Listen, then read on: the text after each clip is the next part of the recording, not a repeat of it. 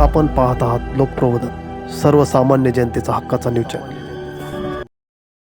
नाशिक जिल्ह्यातील प्रसिद्ध सप्तशृंगी गड येथील मंदिरात चांदीच्या तफावतीचा गंभीर प्रकार उघडकीस आल्याने मोठी खळबळ उडाली आहे।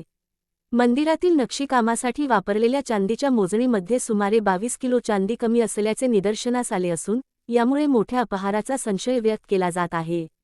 मंदिराच्या जुन्या नोंदीनुसार विशिष्ट प्रमाणात चांदी असणे अनिवार्य होते, मात्र प्रत्यक्ष तपासणी दरम्यान अपेक्षित प्रमाणात आढळली नाही।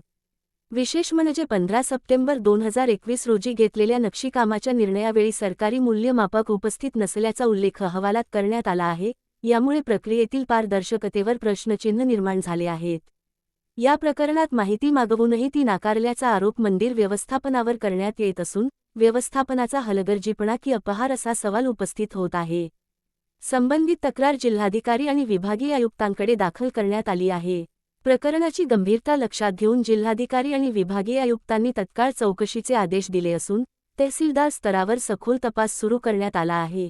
या तपासातून सत्य समोर येणार का आणि जबाबदारांवर कारवाई होणार का, याकडे सर्वांचे लक्ष लागले आहे।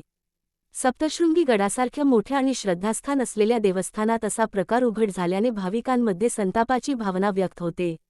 आता प्रशासनाच्या चौकशीकडे सर्वांचे लक्ष लागले आहे। लोकप्रबोधन मराठी न्यूज नेटवर्क महाराष्ट्र प्रतिनिधी वैशाली चव्हाणवणी।